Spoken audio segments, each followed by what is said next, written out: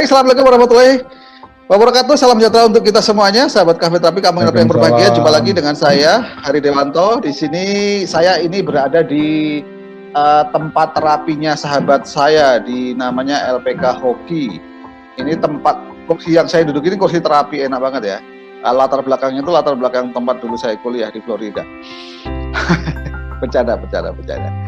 Baik, nah saya senang sekali siang ini kita bisa berjumpa dengan sahabat-sahabat saya di seluruh Nusantara. Mohon maaf kalau saya tidak bisa sebutkan satu persatu, tapi intinya karena ini masih suasananya masih lebaran ya, belum Syawal belum selesai. Tadi juga saya menghadiri acara halal bihalal di PKHI, Perkumpulan Komunitas Hipnotis Indonesia untuk komunitas Bogor Raya dan Jabodetabek Banten di LPK Hoki ini di daerah Bogor di BNR.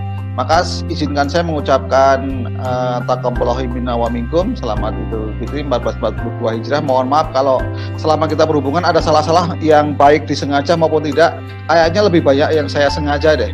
Nah, kalau kita membahas mengenai konvensional hipnosis, ada 3 rahasia kesuksesan hipnosis. Yang pertama, memang suyat mesti bersedia mengikuti perintah Anda. Kalau suyat itu tidak bersedia, maka tidak bisa. Nah, kadang-kadang ada orang merasa bahwa, orang ini resisten. Padahal kalau kita berjalannya memutar, yang resisten itu bisa dimanfaatkan. Konvensional hipnosis tidak menerima resistensi klien. Ada klien resisten diusir. Beda dengan Erikson. Erikson itu ketika memiliki satu klien, ini salah satu contoh saja, ada satu pemuda usia awal 40-an, ya laki-laki usia awal 40-an, yang direkomendasikan untuk ketemu dengan Milton Hyland Erickson karena sudah ditolak oleh 3 psikolog, 3 psikiater sebelumnya. Ketika ditanya, kenapa Anda ditolak? Karena kata para terapis itu, saya tidak bisa bekerja sama. Kenapa kok dianggap tidak bisa bekerja sama? Saya tidak bisa duduk seperti ini, Pak Erickson. Saya bahkan merasa nggak nyaman kalau harus duduk karena seperti diadili. Jadi saya itu selalu berjalan mondar-mandir. Saya selalu berjalan mondar-mandir. Kalau si terapisnya bilang tolong duduk, saya nggak mau. Berarti kan nggak bersedia. Ya kan, perintah sederhana duduk aja nggak mau. Nah, kata mereka, Bapak bisa nolong saya. Apakah Bapak bisa bantu saya, bisa nolong saya dan mau bantu saya? Dari salah satu jurnal yang saya baca ya, Erikson itu ketika si klien tadi mengatakan bahwa saya nggak mau duduk karena kalau saya duduk tuh saya kayak ngerasa diadili. Saya lebih suka berjalan mondar-mandir, maka saya diusir oleh 3 psikiater karena dianggap tidak bekerja sama, tidak kooperatif.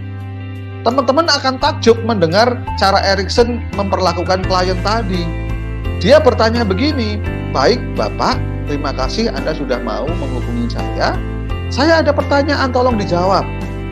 Maukah Anda bersedia bekerja sama dengan saya dengan cara tetap jalan mondar-mandir seperti itu? Bayangin. Pertanyaan ini kira-kira oleh si klien dijawab apa? Yes, langsung gitu kan. Wih, ada ya terapis yang mau begitu gitu. Jadi justru apa-apa yang ada di depan kita itu tidak ditolak, tapi dimanfaatkan. Saya ulang pertanyaan Erickson ini menarik sekali. Ini udah saya translate ya. Terima kasih Bapak sudah mau menemuin saya. Terima kasih dulu, apresiasi dulu. Yang 3 psikiater mengusir dia. Get out for my room. Diusir, ini malah diterima. Terima kasihin. Kemudian ditanya. Pertanyaannya pun luar biasa. Maukah Anda bekerja sama dengan saya? Deg-degan dong si pemuda itu. Aduh, kerja sama bagaimana? Kalau duduk pokoknya enggak. Bekerja sama dengan saya dengan tetap berjalan mondar-mandir seperti itu. Tentu jawabannya iya. Ya baik, yuk sambil ngobrol Anda jalan ke mundur. Anda jalannya coba kalau jalan mundur bagaimana? Nah, sambil jalan mundur itu Anda bisa menceritakan masa lalu Anda. Terjadilah regresi. Maka amatan-amatan transnya bisa langsung dikalibrasi, diaccept, utilize. Dan ketika Anda bergerak ke samping ke kiri, Anda bisa menceritakan kolega Anda, saudara Anda, lingkungan Anda yang ada di sekitar Anda. Ketika Anda maju ke depan, itu coba sambil diceritakan tentang tujuan Anda datang ke sini, masa depan Anda seperti apa. Anda boleh bergerak ke kanan 3 langkah. Nah, sambil bergerak 3 langkah, Anda ceritakan coba, 3 tahun ke depan kira-kira itu menurut Anda seperti apa. Dan di depan Anda itu ada kursi. Kursi itu adalah tempat untuk orang duduk karena duduk lebih nyaman daripada berdiri. Loh, Anda itu bisa duduk sekarang atau tidak duduk nanti. Itu pilihan Anda. Maka kita bisa lanjutkan sesi ini, orang itu duduk, coba. Dengan bahasa-bahasa yang seperti itu, orang itu akhirnya duduk dan nyaman. Sesi dilanjutkan dengan dia tidak lagi merasa menjadi korban. Karena duduk pilihan dia. Sementara kadang-kadang terapis awal, yuk silahkan duduk, itu perintah. Nggak mau, saya maunya berdiri. Bisa dipahamin ya, bagaimana si Erikson ini accept, utilize. Nah kan teman-teman di sini ini banyak sekali teman-teman saya dari Happy Counselor. Paham bahwa guru kita Erikson tuh memang namanya accept, Hairul Ghani, makanya ya ahli dia. Karena kerjaannya accept, utilize. Ya, mengenai tadi yang kedua, nah yang pertama adalah bersedia mengikuti perintah Anda. Kalau kita hanya belajar konvensional, hanya mengikuti ini, maka kita akan seperti siater yang tadi. Wah, dia nggak kerja sama, dia nggak mau ikut, suruh duduk aja nggak mau. Saya nggak mau terima. Rupanya ada jalan lain.